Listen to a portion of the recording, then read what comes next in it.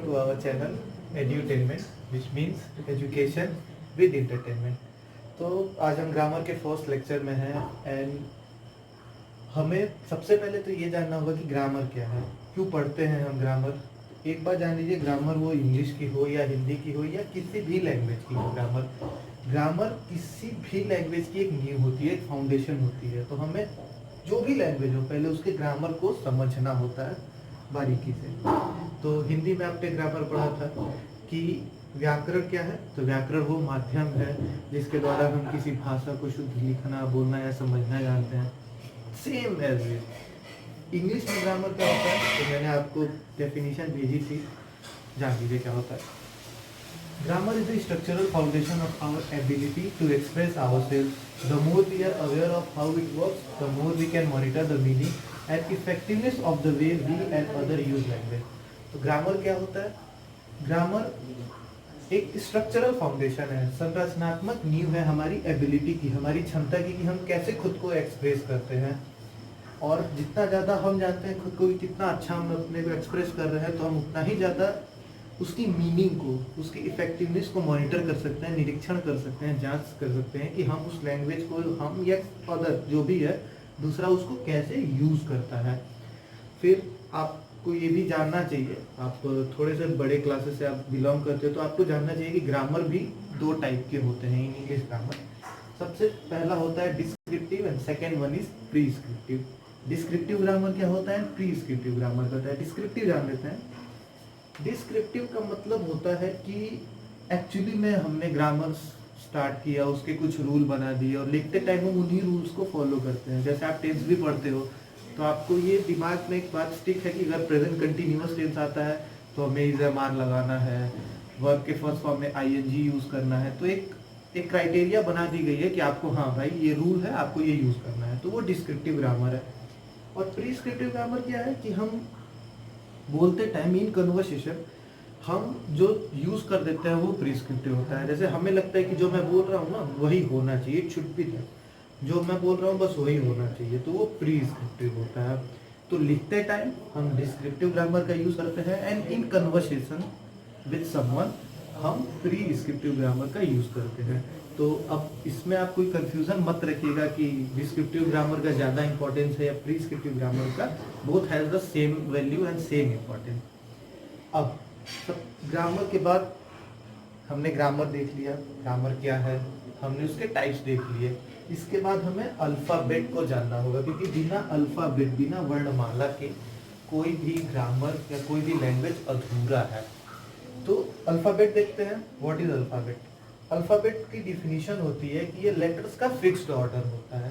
Letters, group of letters in the fixed order. Fixed order में अगर हम group of letters को अगर हम सजा दें तो वो अल्फ़ाबेट बन जाता है। जैसे मैंने बी लिख दिया, सी लिख दिया, फिर मैंने के लिख दिया, उसके पहले मैंने जे लिख दिया, तो आप इस अल्फ़ाबेट कह सकते हो? नहीं, ये अल्फ़ाबेट नहीं है। अल्फ़ाबेट कब होगा? जब मैं इसे एक ऑर्डर्ड सेट में कर दूं, एक फिक्स ऑर्डर में कर दूं, A B C D Z तक, तब आप इसे बोलो, इसी तरह आप बोलते हो अल्फ़ाबेट। तो अल्फ़ाबेट में 26 लेटर्स होते हैं, ये भी आपको पता है कि टोटल 26 लेटर होते हैं इन अल्फ़ाबेट। अल्फ़ाबेट के बाद हम आते हैं किस पे? लेटर पे। इसे थोड़ा सा ध्यान दे दीजिएगा। लेटर की डेफिनेशन नहीं बता रहा हूँ मैं, लेटर के बारे में थोड़ा सा बता देता हूँ। लेटर क्या होता है? लेटर किसी भी लैंग्वेज का एक प्रिंटेड या तो रिटन साइन होता है। साइन का मतलब चिन्ह होता है। लेटर, आप लेटर समझ लीजिए किसी भी लैंग्वेज की एक तरीके से नींव आप कह सकते हो। एक जो बीज आप बोलते हो ना, सीड, वो लैंग्वेज की सीड हो सकती है। जैसे मैंने एक लेटर लिखा ए देखते ही आपके दिमाग में ये बात स्टिक करेगी कि नहीं, ये जो ए लिखा है ये इंग्लिश से रिलेट करता है। फिर मैंने लिख दिया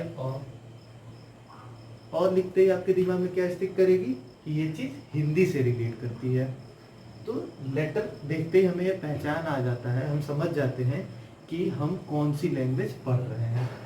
तो लेटर दो टाइप के होते हैं, आप जानते हैं, वॉवेल एंड कॉन्सोनेंट्स, जिन्हें हम स्वर और व्यंजन बोलते हैं। वॉवेल भी आपको पता है कि वॉवेल्स कितने होते हैं, तो there are 5 vowels, A E I O and U. तो कॉन्सोनेंट्स क्या हो जाएंगे, इन पांचों को छोड़ करके, यानी कि एक्सेप्ट वॉवेल्स। मैं इन वॉवेल्स, पांचों वॉवेल्स को छोड़ देता हूं, तो बाकी बच गए जो 21 वो हो गए कॉन्सोनेंट।